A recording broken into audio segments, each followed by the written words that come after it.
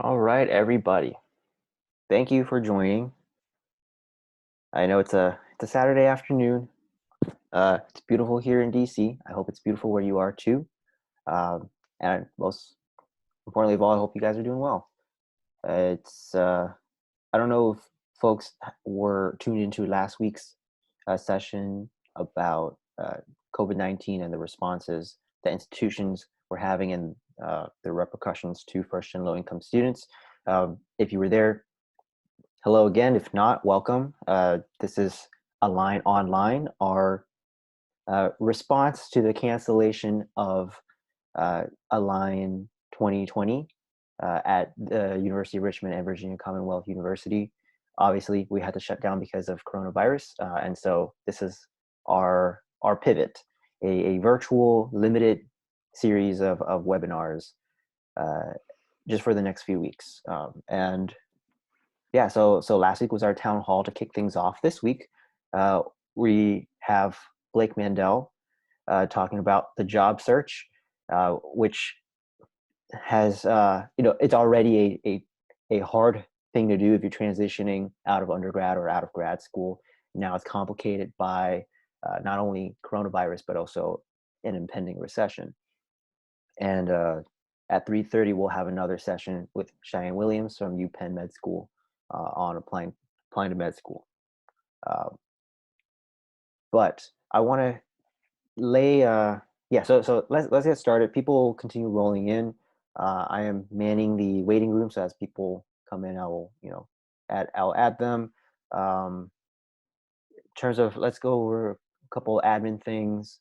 You guys feel free to um, turn on your camera or not. That's fine. Feel free to use the chat below. That's fine as well. I believe you can raise your hand on there, so like I can stop Blake if somebody needs to ask an urgent question.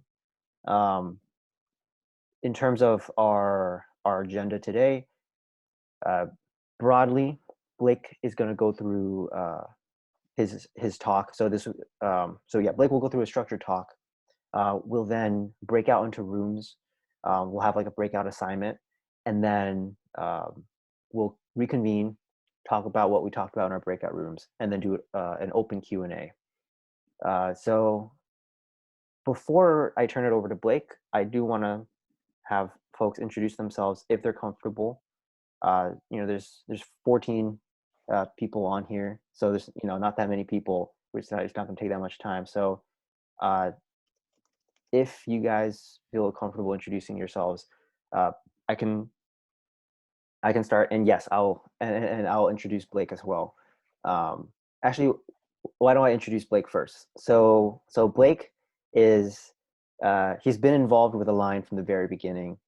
He was director of outreach for the first conference in 2017, and since then, so he and I both graduated in 2017. Also, full disclosure, we both went to high school together in South Florida, and that's how I know him.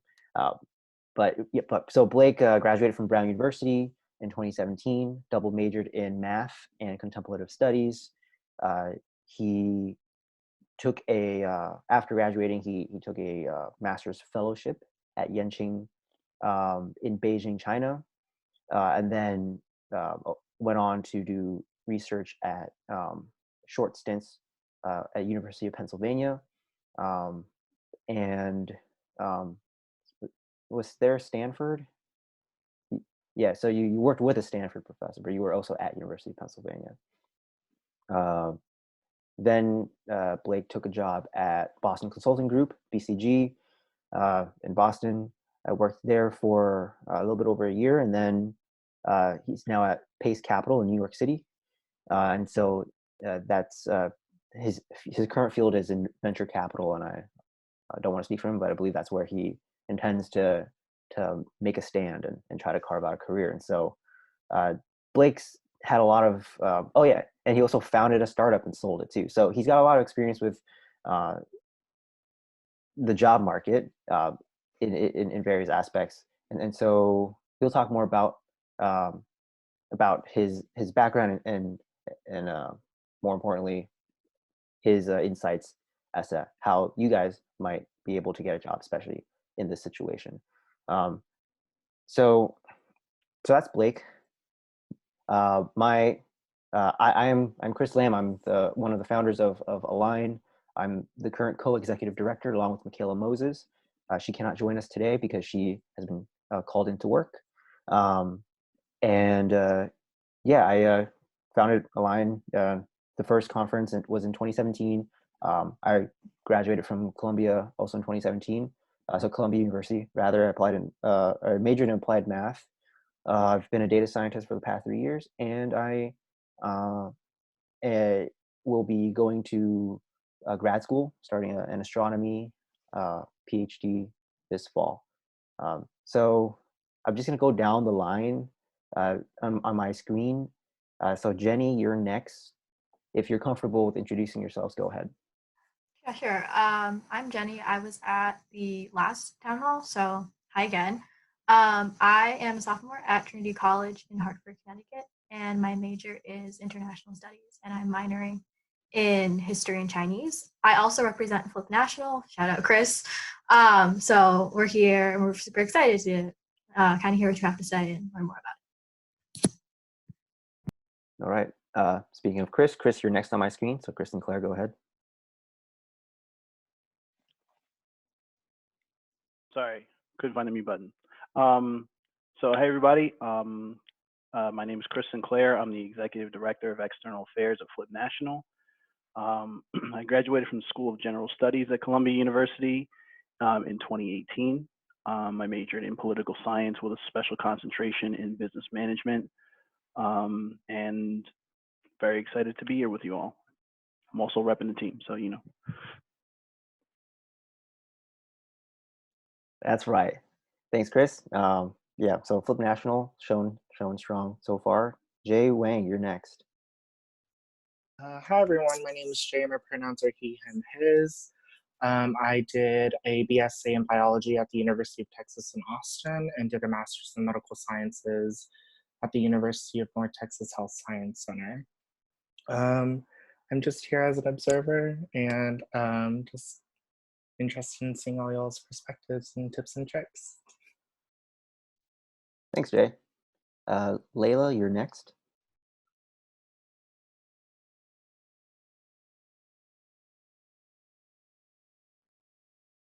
And if you're not comfortable, that's okay. Oh, okay. Layla's on the chat. Feel free to introduce yourself on the chat.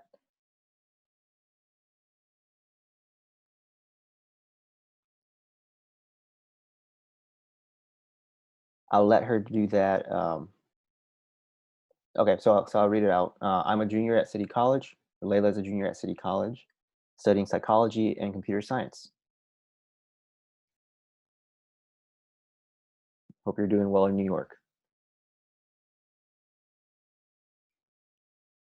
All right, cool. So Nadia Iqbal, you're next. Hi everyone. So I'm Nadia. I am a sophomore at University of Richmond, but I'm currently back in New York, where I live. It's like, a sad time. And I'm also a fellow at Flip National as well, so I'm here to represent. And I'm just excited to learn more about what's going on with the job thing, because everything feels like it's in limbo. And hopefully this summer isn't a wasted summer. So just learning all about that, I'm excited. Thanks, Nadia. Star, you're next. Hi, I'm a junior at George Mason University, and I'm a part of First Gen Mason, which is recently became a part of Flip National. So excited to be here. Thank you, Star. Erica, you are next. Hi, I'm Erica. I'm a graduating senior from Columbia University studying political science, and I'm a Flip National Fellow representing here. Nice to meet you. Nice to meet you. Thanks for joining, Erica. Nicholas, you're next.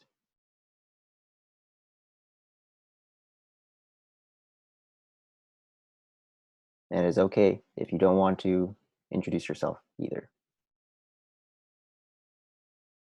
All right. Annie Brand. Hi, my name's And also, I go by Annie too. I am a junior at the College of Worcester. I'm an anthropology major, and I'm currently the co-president of the First Generation Student Org at Worcester.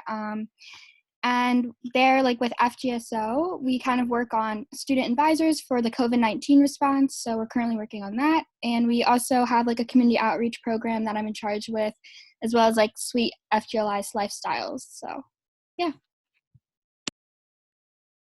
Thanks for joining.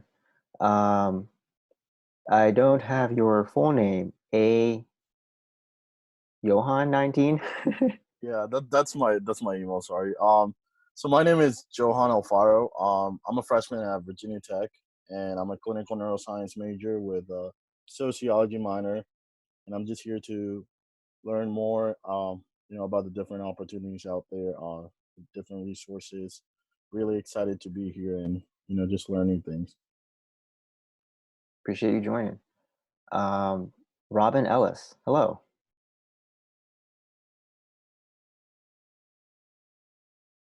Hi. Hi, everybody. Hi, I'm Robin. I am just here to listen, really. Chris and Michaela invited me. I'm a program officer at the Crimson Bridge Foundation, which is in DC in Bethesda, Maryland. Thanks for letting me join. Thanks for joining, Robin. So we're almost done. Two more. Haley, hello.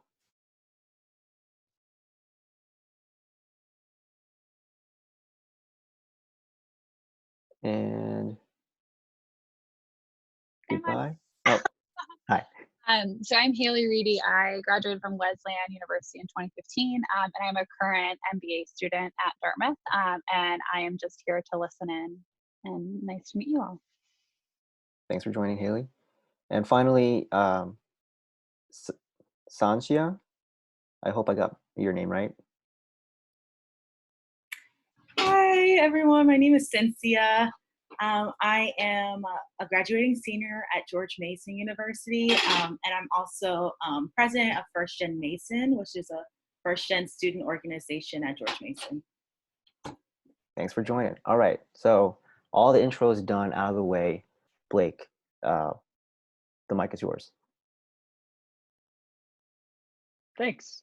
So really glad everyone can be here today. I understand now's a crazy time, and very appreciative everyone is able to make time, and hopefully what I offer can be some good fodder for some thoughts or conversation, or best case scenario might help you figure out how you want to spend your summer, how to figure out how you're going to spend your summer, how you want to spend the time after your summer if you're graduating. And so today, I may talk sort of in a bunch of sections. The first one is like, how do I think about what jobs are? Which sounds a bit counterintuitive, but there's a lot of jobs out there in the industry that most people that are FGLI have no idea exist, and many of them are good jobs. A lot of the jobs people think are good jobs are in fact not jobs I would recommend taking out of college. So I'll get into a few hot takes with that. After that, I want to sort of talk about what I'm seeing about this situation. There's a lot of bad. There also might be some unexpected good things happening due to coronavirus in terms of one's ability to network. I'll get more into that. And then I'm going to sort of talk, I think about preparing for finding, applying, preparing for, and interviewing for a job as an 8-step process. And I'm going to dig into one of those steps in depth, which is networking, which I think might be the simplest. It's probably the one where FGLI students are weakest. And I used to be really bad at this, and I've made all the mistakes in the book, and I've helped people tell them, hey, like, be wise, learn from my mistakes. And so that's been that. And so I also figured I'd sort of add a little bit about my experience helping people find jobs and also looking for jobs of my own. Chris already introduced me professionally, but so my first job ever was selling knives via Cutco vector marketing with Cutco knives. I'm sure a lot of people have done this or know people who have done this on their own. And what I learned there is most people are trying to have a facade that they're in control and that they really know what's going on, but in reality, they have they have no idea. And so, like coming, I've been like, well, how am I gonna get a job? I have no idea. And then I worked in startups, and once again, I thought all these, Harvard, Yale educated men, mostly in their early to mid 30s, knew what they were doing. And I once again realized, no, they don't know what they're doing. They're just pretending. And then I worked in consulting, and I worked with like Fortune 500 companies, and I worked with vice presidents and executives at multi-billion-dollar companies. And I thought maybe they know what they're doing. And they didn't even pretend to know what they're doing. They had no idea. And so it's actually, I want to just sort of start this with saying that it's totally okay to not know, and to admit to yourself that you don't know what the next step is or how to proceed from there is probably the best first step. And so with that, I'll jump into what kind of jobs there are. So at a high level, jobs exist to help organizations solve problems.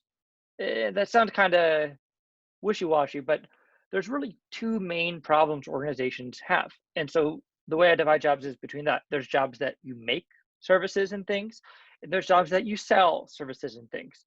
And so let me explain what that means. So let's say you make things and services. You're an engineer. You can make a robot. You can make software. Your job can be a service. You can mow a lawn. That's like you're helping someone make their property better. You can pick tomatoes and strawberries. That's a service to help other people get food. You can be an architect and help design homes, which is part of the making process. You can be a designer, help design other things. Teachers, in a way, they're making education that's then given to students. Professors also make education, but they also help universities sort of collect funding sources via grants. Nurses make healthcare that's then sold to people through hospitals and private practices. And so if you're in a job where you're helping to make something, whether you're researching it or you're manufacturing or you're designing it or you're thinking it, that's like a job that people are going to pay generally a good amount of money for. There's a career track there. You can start as like a junior, nursing assistant, go to PA school, like become a PA. If you want to do more, you can maybe go back and try to become a nurse practitioner, maybe become a doctor. I actually don't know much about the medical field. Cheyenne's can talk about that afterwards. But it's sort of thinking about like, if I'm in a company and my job is to be an assistant teacher, maybe I'll rise to become a teacher. Then maybe after a few years, I'll become a supervising teacher and help advise a group of teachers that are in my grade. I'll be the lead teacher for my grade. Maybe I could become an assistant principal, maybe a principal. And so this is just thinking like, if you make something, there's almost always a path upwards in an organization for a better job and a better future. And I think the same is the same if you're selling things. So here's where things get a little bit sticky. When most people think about jobs that you're in a sales role, most people think about B2C sales. And what that is business to consumer sales, which are businesses that sell directly to consumers. That's like most of the businesses that you know of. So if you've ever worked in a Verizon store, people come in, they want a phone. Like you're the medium that sells the products made by engineers at Verizon and people that manage all the wireless infrastructure, and you sell that to individuals. Another example is you can be the person that calls alumni and asks for donations. In a way, that's making money for a university. You're selling your university and getting money back in return. You can sell Cutco knives. I did that. A lot of people work in consumer marketing. That could be in some sort of social media, getting in touch with, branding and things like that. But I would actually argue the better jobs are in business to business or enterprise sales, which is a world that I only really discovered once I sort of delved into it as a professional.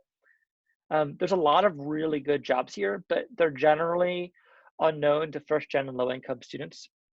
So I'll explain what this process is, and then I'll sort of explain what people do different kinds of jobs within this.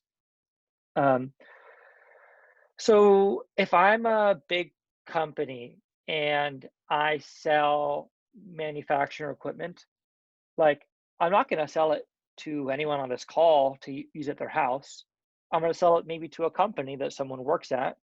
This might be a 5 or 6 figure contract, meaning somewhere between 10,000 and 100,000, if not more, of a contract, sometimes in the millions. So it's not like I could just make a call to a company and say, "Hey, you want to buy my manufacturing equipment?" It's a little more complicated than that. So there's actually a whole variety of a team that works to help sell large products, expensive products and services. And so I'll sort of walk you through this path, tell you what each person does, and share some thoughts on like how the promotion works within that. So there's sales development reps, there's sales leads and salespeople, there's account executives, and there's enterprise marketing. So sales development reps are the people that say, okay, we have like 5,000 different companies expressed interest in our manufacturing equipment. Like which ones are actually the ones that might be able to purchase what we have? So they do what's called qualifying, sales leads.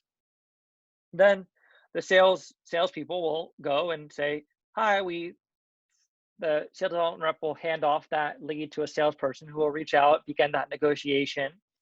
There's usually an account executive, which is after the sale has been made, someone needs to manage that contract, make sure the customer is happy.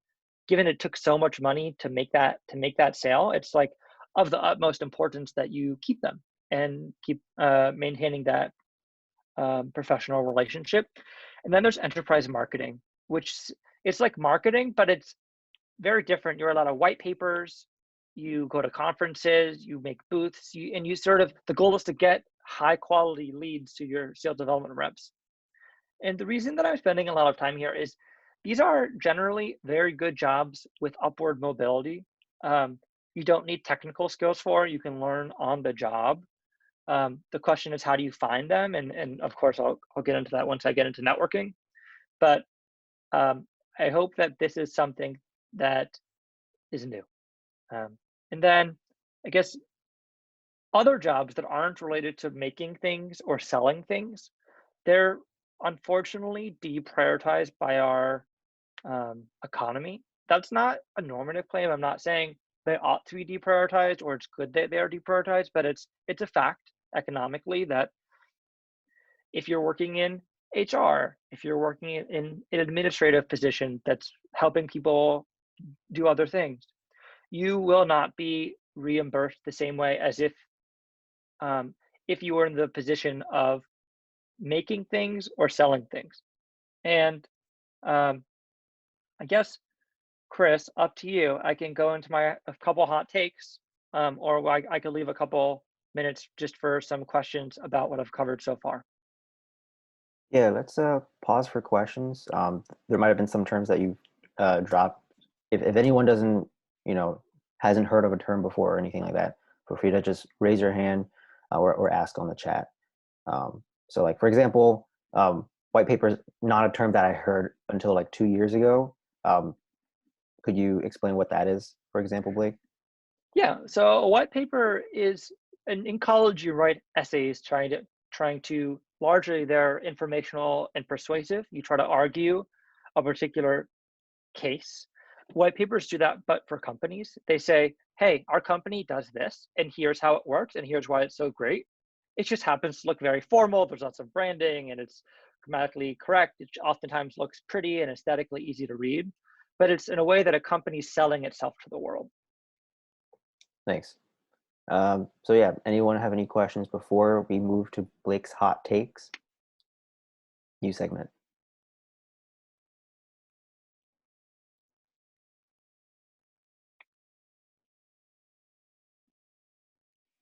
All right, if anyone comes up with any questions, feel free to just leave it on the chat as well.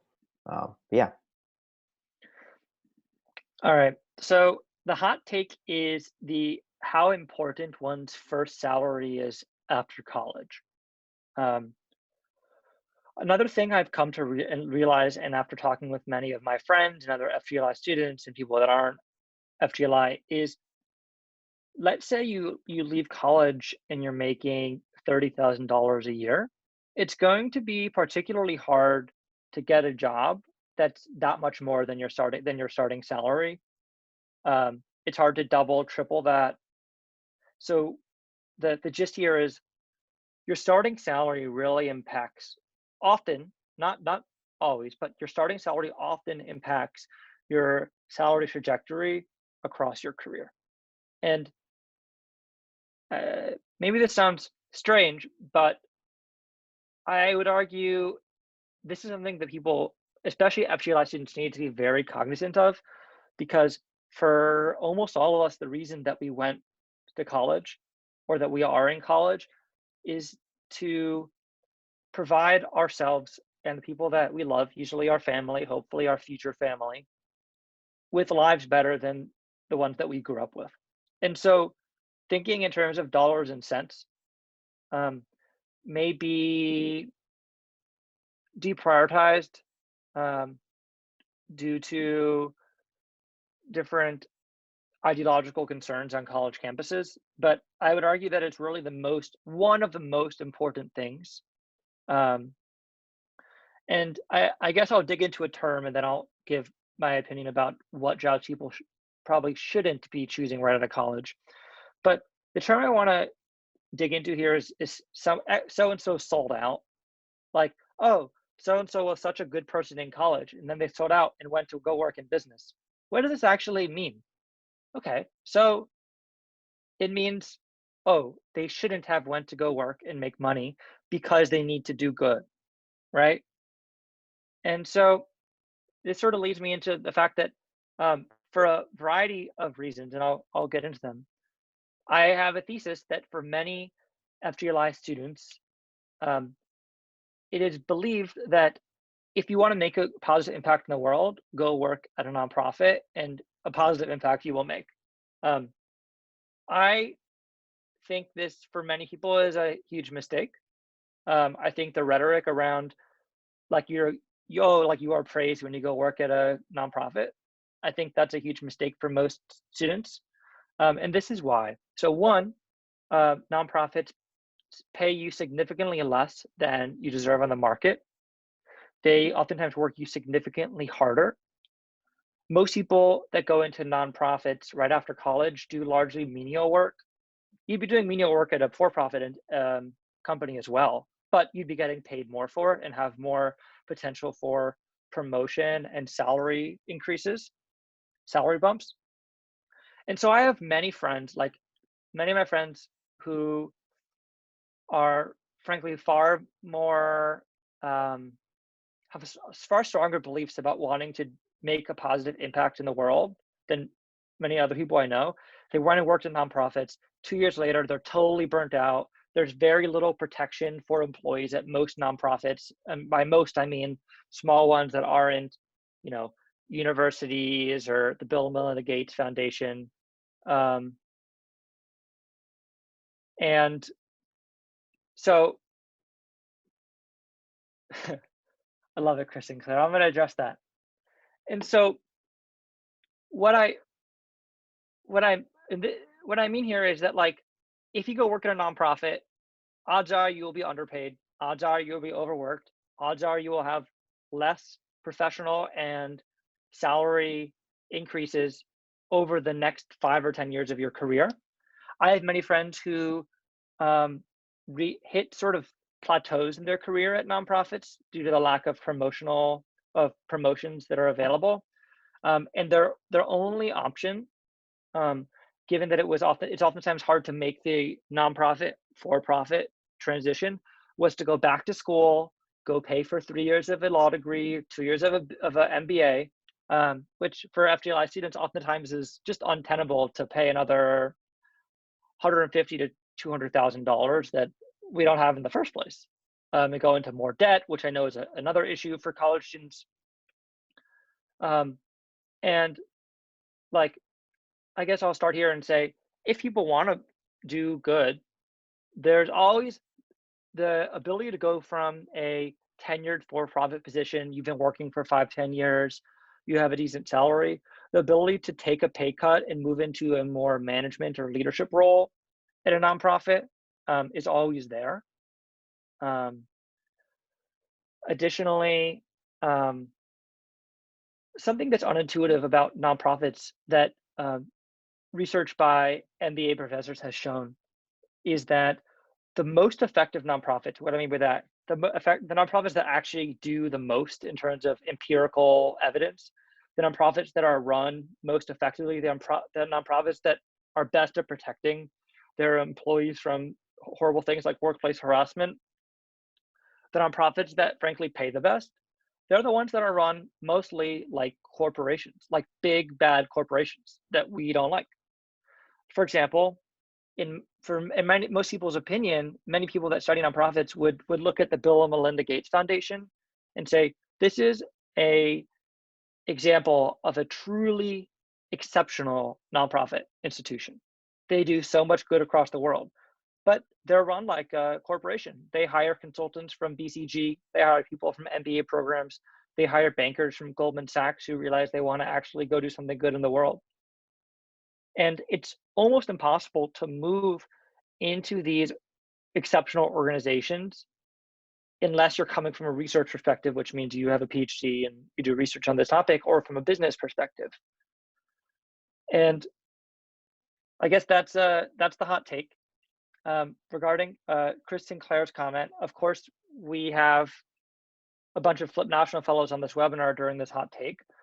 I'm not saying go work, go make money, and forget about the FGLI community, forget about the causes that matter to you.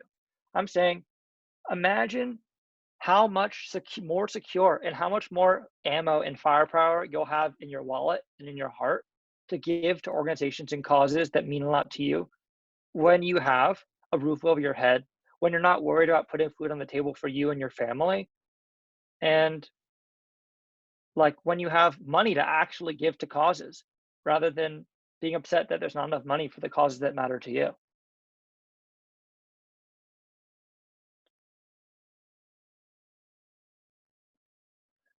I guess we could have a couple of minutes of question or challenges or responses, and then the rest of the talk will sort of be about a little deeper into like, what does coronavirus mean, and what like how I view the job process and networking in this time. And like, please, if you disagree with me, I want to hear your disagreement. I want to hear if this upsets you. That's a totally justifiable feeling to have. Okay, before anyone goes, I think it's a very interesting hot take that you had, Blake, regarding this, because I was recently having a conversation about a term called ethical sellouts. And it was actually like a book that was written by Lily Zhang, I think, who was a graduate from Stanford University. And in this book, they kind of explained that for a lot of first gens, for a lot of like POCs and other marginalized communities, we have a passion to give back to our communities and et cetera. But more often than not, because we come from more disparate communities or backgrounds, we don't necessarily have the financial capital, the social capital, or networks, as you mentioned, to be able to get like a huge sway and make the impacts that we want to do. So it's kind of a conversation of, is it considered selling out if you're kind of gaining those networks and connections for the next like 3 or 4 years, like you mentioned, becoming more stable, and then when you're ready to go out and like make a huge change? So I don't know, I just thought it was very interesting. I just wanted to make a commentary about that because it was just a very recent conversation that I had.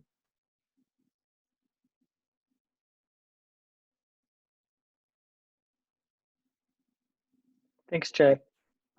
Yeah, just to butt in, Cynthia from the chat says some of us don't have a choice to not worry about putting food on the table for a family. So, yeah. So Real quick, just a point of clarification. I put my comment in the chat purely as a joke.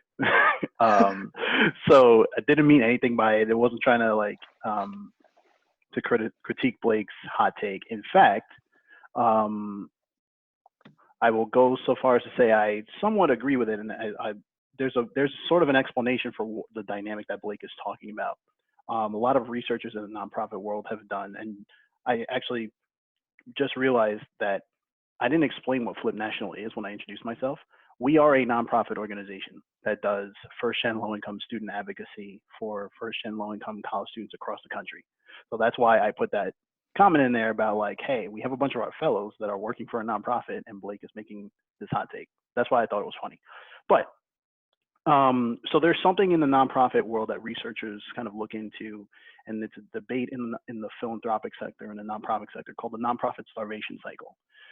And so a lot of what Blake is talking about with respect to people in the nonprofit space being underpaid and overworked, a large part of that is because the way that nonprofits are funded. So when nonprofits apply for grants, apply for funding from government institutions, state funding, federal funding, local funding, et cetera, there is a reluctance on the part of funders to fund what they call administrative expenses. They want as much of the money that they're providing to a nonprofit to go towards the actual substance of what the nonprofit is doing and what the mission is. But there is research, to Blake's point, that says if you were to invest more in the administrative side in terms of staff salaries, in terms of building the capacity of an organization to carry out its mission, the organization can then exponentially multiply its capacity to do that same substance work that you want your money to go towards. And so that's a conversation in the nonprofit sector that is a factor in Blake's hot take, which is that if you're only capping it at 10%, now nonprofits know that when they apply for funding, they have to kind of artificially reduce the amount of funding that they say is going to go to administrative expenses, even if they need those administrative expenses to pay salaries, to recruit talent, et cetera. And they are too busy worried about making the metrics of their project or the department or their initiative that they're trying to get funded. They try to make it about making it look like a lot of the money is going towards that mission, instead of the administrative piece, and it's a cycle that feeds upon itself. So there is some truth to what Blake is saying. It's incumbent upon nonprofits to be mindful of that and structure things in a way that accounts for that phenomenon in terms of their strategy, and that's what we try to do. But just wanted to put that out there. But above all else, I was just joking. Literally didn't mean anything by it.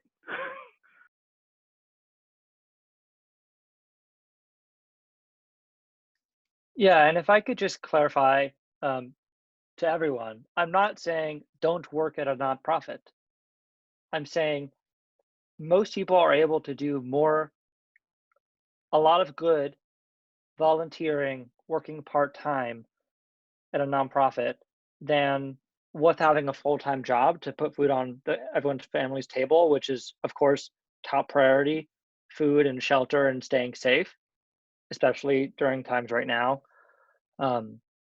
But I'm saying that should be priority number one. And I think that the rhetoric where people are frowned down upon for working in the for-profit sector, I think that's really a pernicious and narrative that ends up hurting a lot of people in their futures.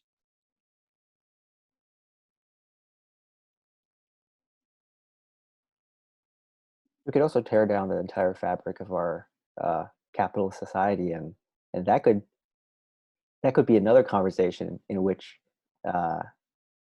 we spend an hour of our Zoom call. Maybe 2 weeks from now, AL1GN Online can discuss about how we can rebuild an economy that in which first-gen low-income students have that choice.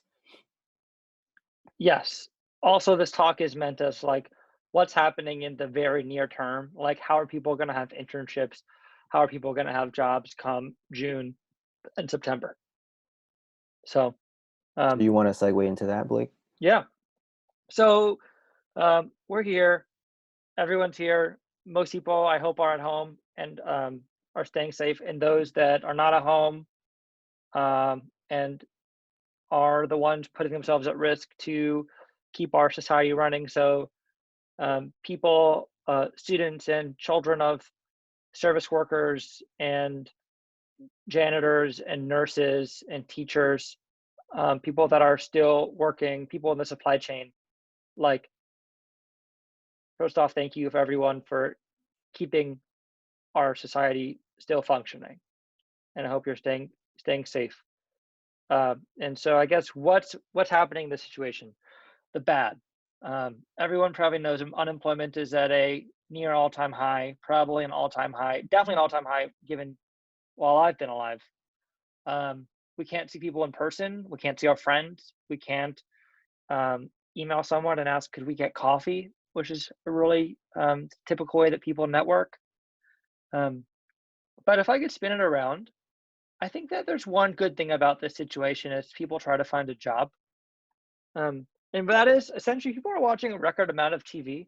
Tiger King has really vaulted into a sort of national status that I don't remember really any docuseries ever doing so quickly. And what that means is people have a record amount of spare time.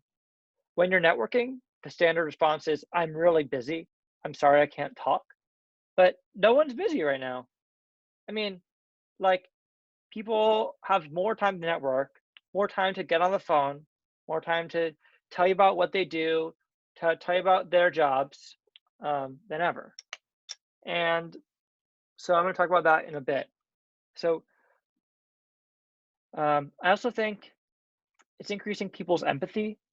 The best thing about having a university email is being able to say, hi, I'm a student, can you help me? Most of the time, people are really excited about that. People love helping students. One, it's a good thing to do, but two, it makes them feel good about themselves, which is something you want to play into. And since I've left being a student, it's a lot harder to get people to take time out of their days to talk to me. So let's walk through like this job, how to get a job. One, prepare a resume. There's lots of great links on this. I am going to collate a few and have a couple links to send out.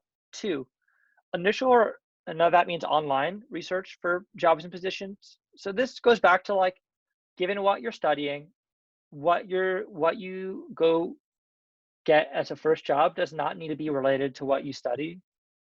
Oftentimes it's like, I was an international relations major. I'm a really good writer. Like, I really like talking to people. If I'm a good writer, maybe I can be on a marketing team, right? Because there's not that many jobs in international relations that one could get with a bachelor's, and many of my friends who have masters and PhDs working in international relations barely make enough money and their parents pay for their rent in New York City. So like, the skills people learn in college can relate to a job, even if that's not what you studied for in college. So you like talking to people, maybe sales is good for you. You know, you like reading a lot, maybe something that does some research or you get to do marketing is good for you. I don't know. But I think this initial research to find a position involves a lot of introspection around like, what's important to me in a job? Do I want to stay home? Do I want to stay with my family? Great. That means I should be looking for jobs that are somewhat around me. Am I willing to move to a city? Is that an option? That makes the ability to have a lot more jobs come up. What sort of industries do I like? What do I want to work at a company that's a fortunate, like a really big company, which means I go through a cohort with 30 other people doing the same job, and it's a few-year program, and then maybe some of us get promoted and some of us don't. Do I want to work in a small business? These are just all questions that you need to ask yourselves as you're beginning to do initial research for what kind of job you want to do and where and for whom. Third is networking. I'm going to go in depth here, but this is just reaching out to people to talk to them about their position and trying to learn about what they do and seeing, one, is this something I would want to do? And two, like, would I be good at this? Like, do I like these people that do these kinds of jobs? Can I talk to them? 4 is preparing a cover letter. A cover letter is something that you use to show, it's in a way, it's like a 1-page argument for why you are a good fit for this job. And if people want, Chris is going to share my information at the end. I can share like cover letters I've used to get jobs and a template I've sort of created to help people get jobs as well. Then there's applying to jobs. There's a whole application process. It sucks. There's no ifs, ands, or buts about that. Then you follow up with the people you connected with prior to applying. So if I want to go work at General Electric and I talk to 6 people there, let them know maybe I'm going to be applying. And then after I apply, I send them an email and I thank them for their time again, which I'll get into, and let them know I applied and would ask them I'd be honored if you'd be willing to put my name in or make sure my resume is seen. 7, there's interviews. This is one of the hardest parts of the process, given that you get the least feedback. In a perfect world, you'd interview, and when you didn't get the job, people would say, hey, Chris, you were great, but here's why we didn't feel you'd be the best fit here at Amco Inc. But unfortunately, that's not how it works. So interviewing, I have some thoughts. We could get into that at the end if people want, around mock interview and whatnot. And then finally, there's following up after the interview. One of the major things I've learned is students who come from traditionally successful family backgrounds know from their childhood that the way to curry favor is to keep people updated with what you're doing and make people feel like they're appreciated for if and when they've helped you. And so I'm going to also go into this a little bit with networking, that one of the most important things and the most common first-gen mistake is when people take the time out of their day to help you, to teach you something, not following up and thanking them. So networking. Let's start with some major first-gen mistakes. And I've seen these from yours truly, myself, and yours truly, Align director and founder, Christopher Lam. So at a high level, you need to be shameless. Frankly, your mommy and daddy aren't going to find you a job here. That happened a lot, but not oftentimes for FGLI students. So you need to be your own advocate. If you want to speak to someone or learn about their job, reach out. And I'll share some templates. If they don't respond, follow up again. People historically are busy. And when people get someone reaching out to them saying, hi, my name is Blake, I'm a student studying X and Y at this college. I noticed that you also went to my college and you have this job. I'd love to learn more. I hope you're staying safe. Odds are they're not going to respond. So follow up again. That makes them feel like they're really wanted and their input's really desired. I sent out hundreds of these in the span of my junior year of college. I tracked everything down to the wire because I'm really neurotic. And I think on my best email template, I was getting somewhere between a 10 and 20% response rate. So don't be discouraged. Here's a case. If someone connects you with another person to speak, it is your responsibility to follow up and suggest a time. Even if the other person doesn't initially respond, follow up again. The odds are that this other person agreed with the connector to speak with you. So don't take it personally if they don't respond right away. Just like you, they're probably busy. Either they're trying to worry about having a job right now, taking care of their family, etc. And scheduling time with you is not their top priority. So make scheduling a time to speak with them one of yours. Here's another case. If you reach out to someone and they don't respond immediately, wait a few days to follow up. If you're reaching out to someone, it's an indication to them that speaking to you is important. So make it a higher priority for them by following up. There's a really great song by Nas. That's one of my favorites. It's called Dr. Knockboot. It is R-rated, but it's advice on something that is a very personal thing. So I'm going to structure this section of networking norm based on what Nas says do and when Nas says don't. So do, before speaking or meeting with someone new, do your research on them. This person is being kind enough to give you their time for free, so you should make sure that you don't waste their time.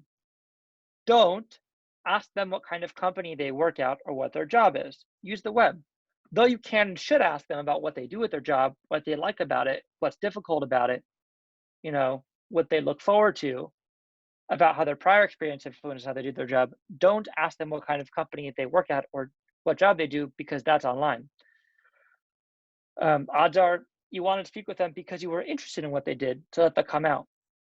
Don't tell them about your personal difficulties unless they earnestly ask and actually care. The unfortunate truth is that your identity as an FGLI college student makes it more likely that you have faced overwhelming hardship to get to where you are. Like, if your parents didn't go to college, if you're low income, you were not groomed to like go to college. Most kids in college were groomed to go to college. And most people who aren't FGLI don't understand this intuitively and won't have compassion if you bring it up. On the other hand, if the person you're speaking with is an advocate for FGLI students and FGLI success, like, tell them about your experiences and hardships. People ask them about theirs. People love talking about themselves. Do research about the career path of the person you're speaking with. If they're earlier in their career, what internships did they do? What sorts of activities were they involved with in college? What helped them here? If they're a bit later, what were their first couple of jobs? What did they like about those and what didn't they? So I sort of envision this like you talk to professors, like sometimes you have good relationships with them and you get to ask them about like their lives. And they love talking about it because someone actually is interested rather than the bunch of kids who are sleeping in the back row. So when you ask people good questions to talk about themselves, people get really excited and like go for it.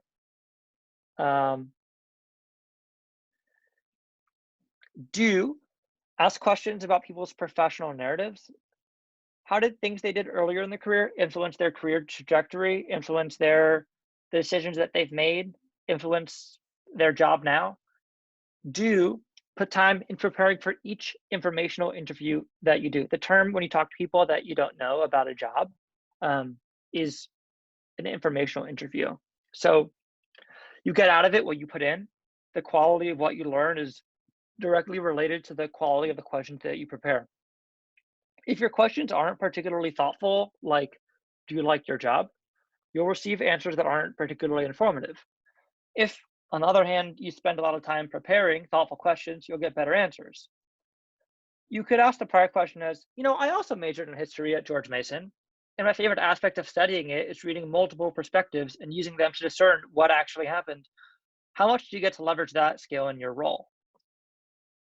And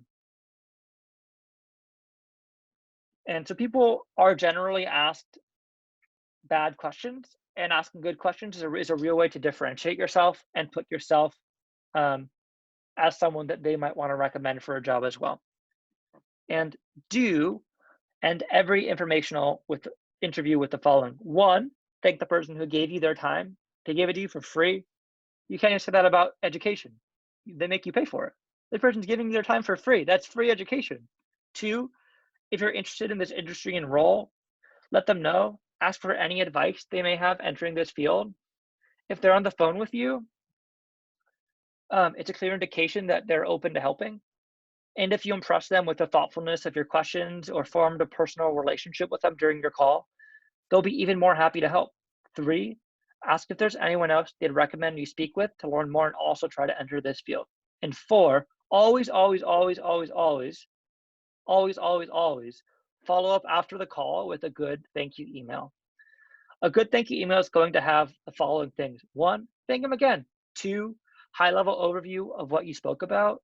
3, something that you learned, mention this to them again. And 4, a follow-up link. This could be a resume, a link or an article that you mentioned during your call, a reprise of the people that they were going to connect you with. So you always want some things to have an outcome here.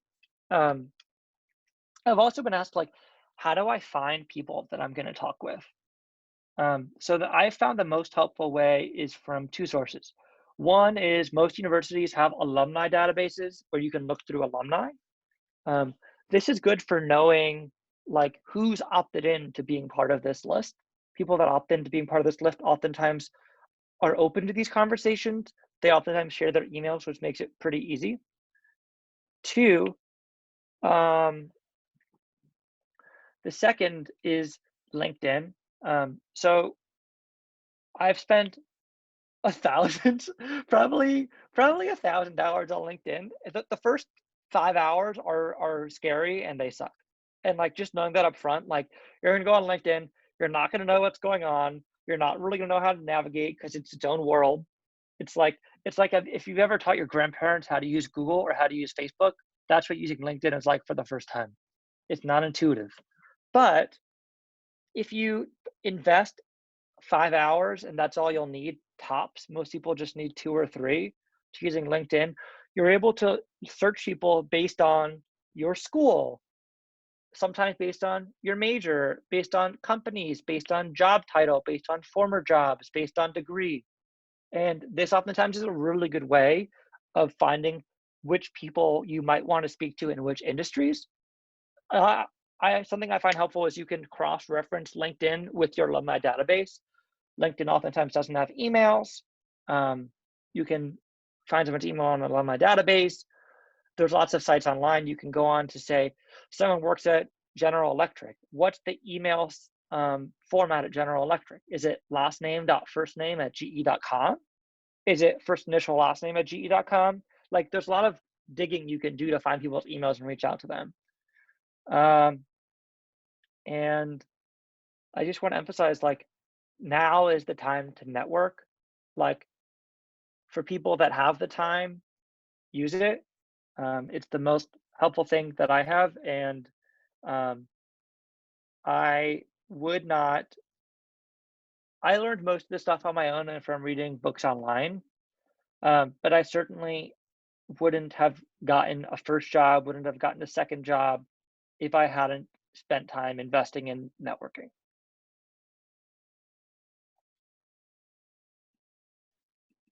So I'll leave it a pause here, Blake, for any questions from folks before, because we have 23 minutes or so before we should probably close off and start getting ready for the next session.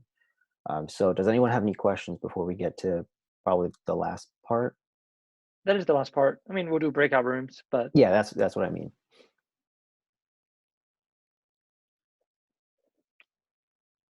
All right. So no questions. Blake, want to take us through to? So yeah. So what do you have planned? Yeah. So breakout rooms, I figure people will have 5 minutes. Let's say from 3 to 3:05. In their groups to talk about their responses, how they felt hearing this, anything that they liked, anything that scares them, their current problem, whatever comes up. And my one request is that at minimum, or sort of we'll start out with each breakout group will come back at 3:05 and have something to ask, whether it's someone is in a situation and wants to say to the group, hey, I'm here, like, how do I do this? We can also, like, Chris will share my information afterwards. You can follow up with me and we can talk. But moreover, like, how do I do this part of networking? Or like, what did you mean by, like, you can filter on LinkedIn? Or like, I don't know what kind of job I want to do because my school doesn't have a good career services. How do I think through prioritizing that? Just sort of any question that people have that either I confused you or I didn't answer. I would like each group to come back with one question. All right, so I'm creating the breakout groups.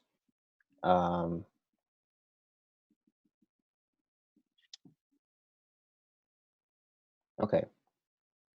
So you should have received an invitation to join your group.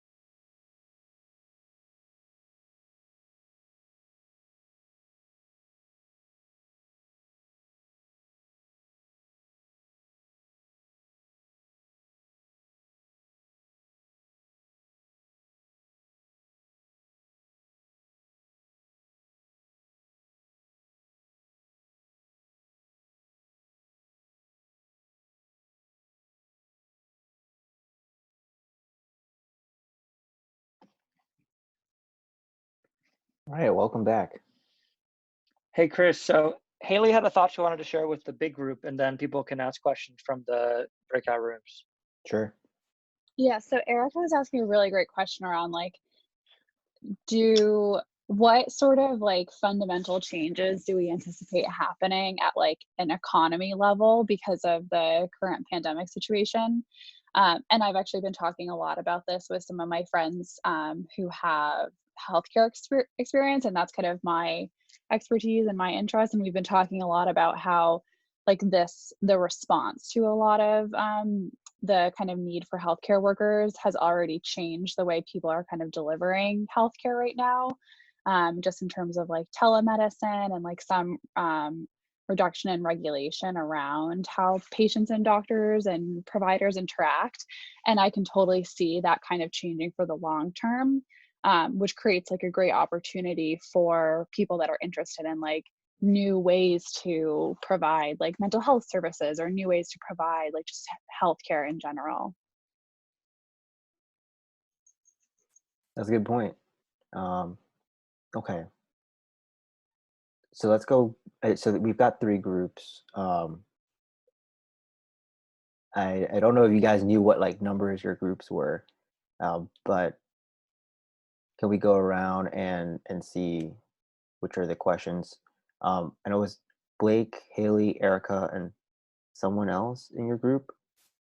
I forget. Did you? So And Jenny. Jenny. Okay. Do you guys have another question or another point that you had?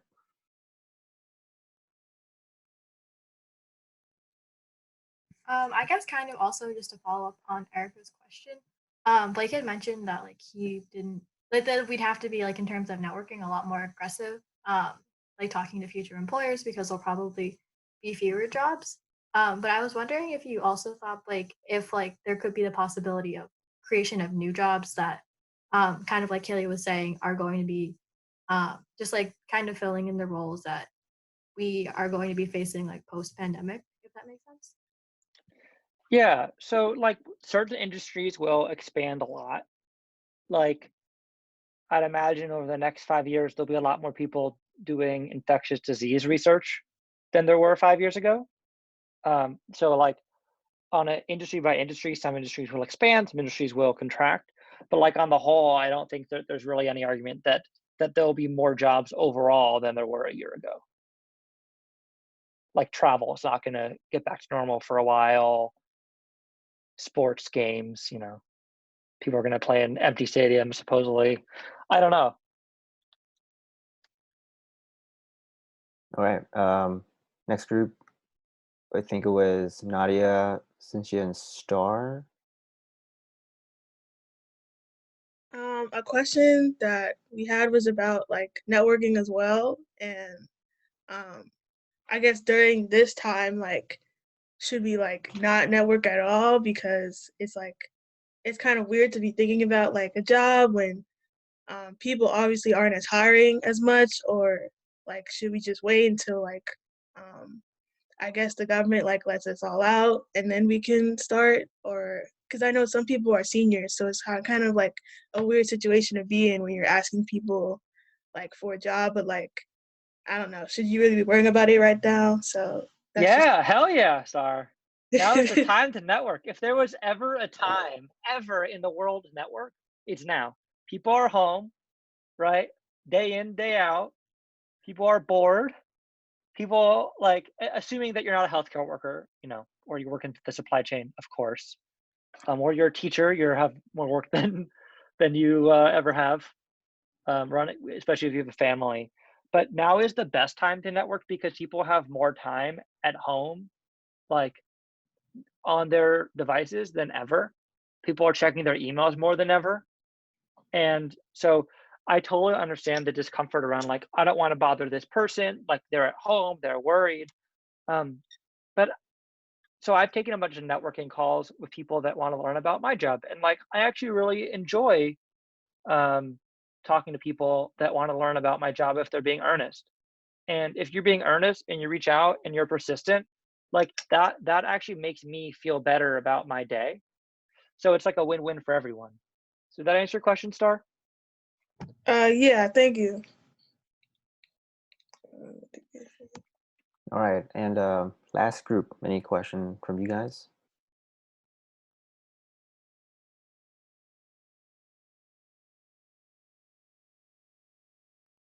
Okay, so I think two people from our group had to leave, and Layla's mic is not working. So I guess I'm forced to speak for that group. I didn't want to, but so we kind of we kind of talked about the networking piece, and there was a clarifying question about what was meant by, sending an email to someone and asking them to, I guess, put the resume in front of the right people. I attempted to try to clarify, but I didn't want to speak for Blake, and so maybe that's a question that you can just kind of go back and say more about. Yeah. So so you talk to someone on the phone. First off, you email them, say, I'm really interested in what you're doing, Chris Sinclair. I'd love to learn about your job. I also went to general studies at Columbia. Then we got on the phone. I talked to him. Chris Sinclair is a really cool guy, so we got along great. Ask him some good questions, and from there, this conversation is ending, and I say, thanks so much. I actually think I'm going to apply to wherever you're working. I'm real excited about to have learned like what your job is. I think I'd really like it. Is there anyone else you'd recommend I speak to, given I think I'm really going to love this field? And like, two, is it okay if when I submit my application, I let you know? So putting the resume in front of the right person, it's not actually like someone's going to go put their resume in front of the hiring manager, but it's more like when people put in a good word for you. Hey, I spoke to this kid, Blake, Chris will say, like, he wasn't too bad. And so like that actually goes a really long way in the hiring process, because especially in the industry where I used to work in consulting, but in every industry, people's interest and eagerness for a job matters oftentimes as much as how qualified they are. Make any sense, Chris? Well, it wasn't my question, but I'm sure that will be clarifying when the person who asked it sees this later. And you said there's another question? No, we actually, we just kind of, I guess the way that we approached our group was we just kind of talked about different thoughts that we had, and we all felt the information was helpful. A lot of people picked up a lot of tips. And we also kind of talked about some different ways to network and ways that you can make yourself memorable to a prospective employer. So we had a good talk, and then people largely felt that they got something from the presentation. So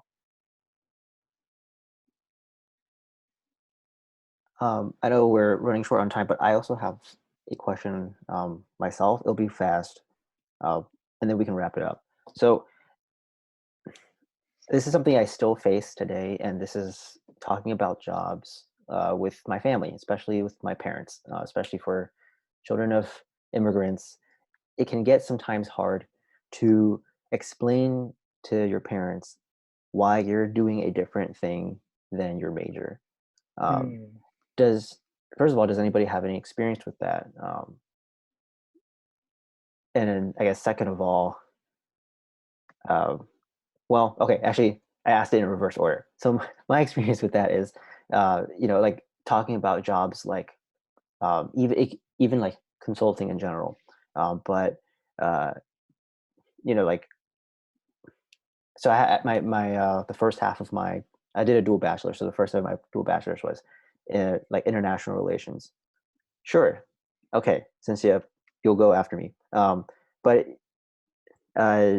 yeah, so like explaining that I can't do international relations as like a job unless I become like a diplomat or for the State Department or something like that, or something where the number of jobs is like in the hundreds or a couple thousands for the entirety of this country. Like that the point of having that education is to acquire skills to get me jobs that are more representative in the economy, but also so that I can learn about, different political systems in the world, and become, educated in different in things that are interesting, that I want to know about, but not necessarily something that I want to do as my career, and that's okay. Having that conversation with my parents, that was it was hard because it's it's intergenerational, it's intercultural. Yeah, I'll leave it to Cynthia and others as well if you want to add anything. Sorry, let me turn my camera on. I was trying to multitask and work out while listening. Yes, so I'm a little out of breath, so bear with me. But I totally agree with you, Chris, about the struggles of explaining your major, or even like the change of your career path that's not aligned to your major. And noticing that like majority of us who are in this chat ideally do want to work for nonprofits. It was definitely hard to hear what you had to say in the beginning, Blake. And I'm not gonna lie, I don't agree with most of it. I do think it's like the wrong perspective to be telling first and low income students like, hey, you should work for a Fortune 500 company and then do what you're actually passionate about, because that's exactly what our parents are telling us already. Like money is already in the back of our mind most of the time. And even with Bill Gates and Melinda Gates, they're funding what they want to fund. Like we know about the racial income wealth gap, right? So even with the whole drama with charter schools literally taking opportunities from public schools, and that's what they're funding. And so I think like instead of being like, okay, like I definitely think like if as a FGLI student you want to work in those type of companies, there shouldn't be any shame in doing that, and you shouldn't be judged for that.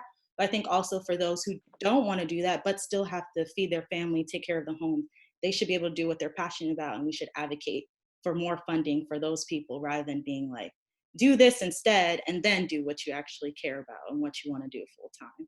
You know what I mean? I hear you. Felt Yeah. this not including how I really feel and just leaving the chat, feeling that way. No, thank you for sharing how you feel.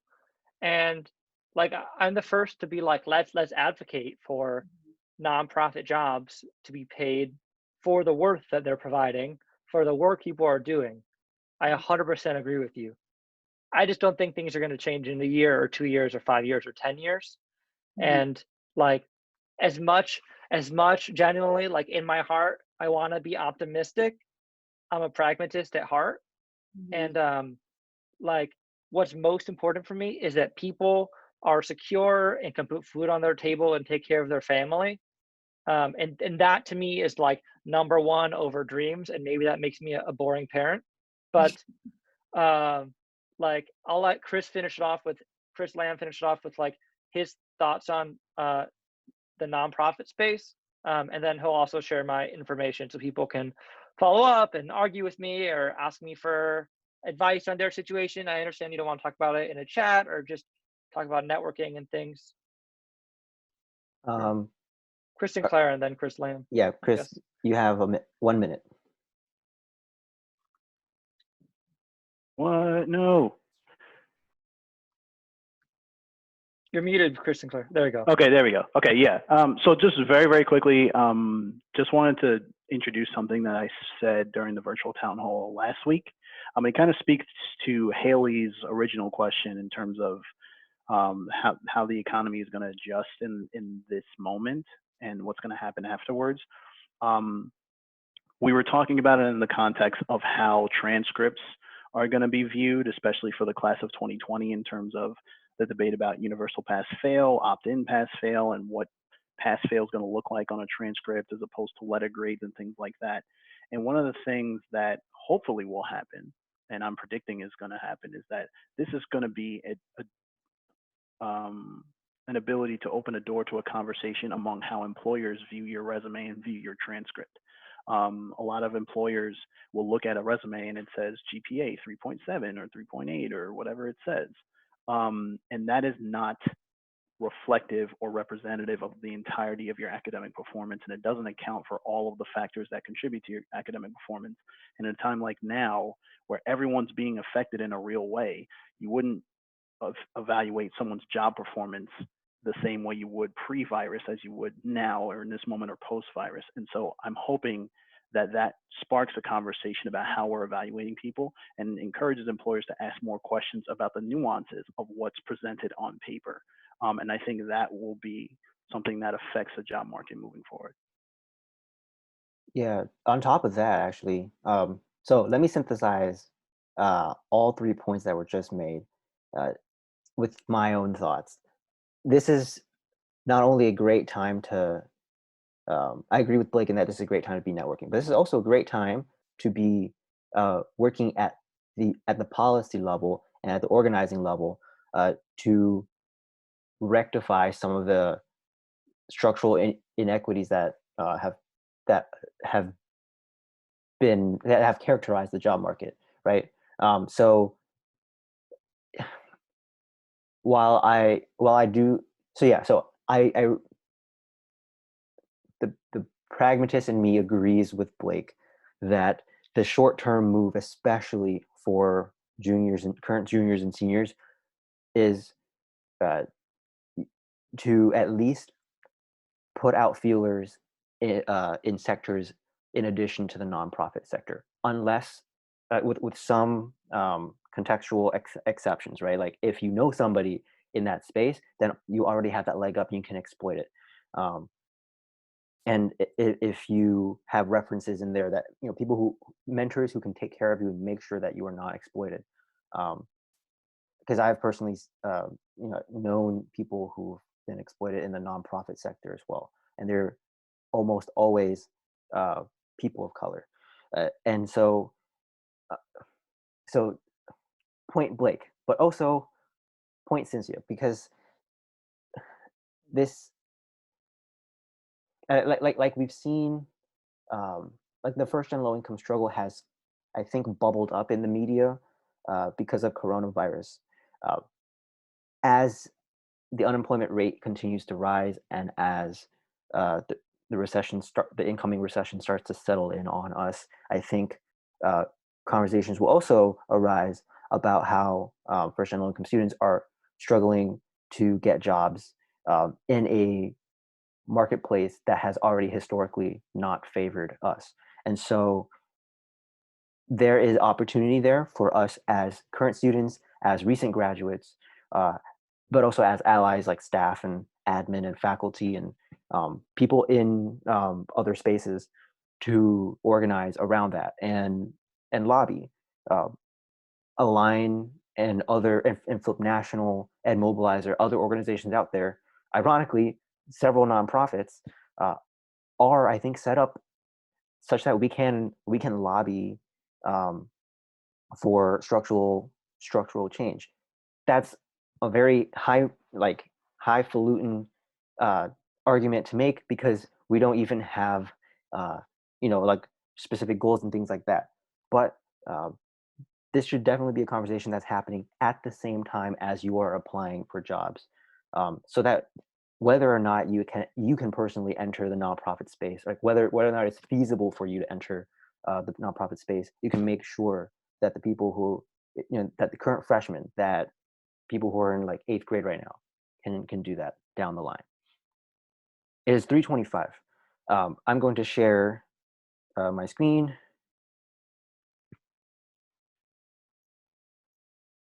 Can people see it? Okay, cool. So I'll leave it at that. If there are any more questions, feel free to email align.leadership@gmail.com, the same email that gave you the link to the Zoom call. And Blake's contact information is here. If you want to connect with him, if you want to debate the merits of what he said today, also feel free to contact him. Sorry, Blake, sorry for inviting that into your life. That's more fun. And I guess also you had mentioned earlier that you'll be sharing some like cover letter templates and like other resources, and we'll post that on our website as well, so you can access it in your own time. This call will be posted up on YouTube and on our YouTube channel. So just search Align Conference. I think that's it. Any last burning questions? We have 4 minutes before the next session. So, all right, cool. Looks like we're all good. Just real quick, shameless plug time. Flip National, I mentioned there are a bunch of fellows on the call. We are accepting applications for our fellowship. It's a virtual fellowship, and so if you're interested in something like that, doing the work of Flip National, it is a nonprofit, so Blake's hot take notwithstanding. No, I love nonprofits. Just not as a full-time job. I know, I'm roasting you, man. So if you're interested in being involved with Flip National, I think there was already one person that's already asked me about this, so I wanted to extend that to everyone. If you're interested in joining the fellowship, this is a workshop about networking and a job search in a coronavirus era. We have a virtual fellowship that you can participate in. So if you want more information about that, please feel free to let me know. All right. Thank you, Chris. Thank you, Blake. Thank you, everybody, for joining. Thank you, everybody. Yeah, if you're tuning in for the Cheyennes thing afterwards, we'll see you in 3 minutes. Otherwise, have a great weekend and stay safe. Thank you. Thank you.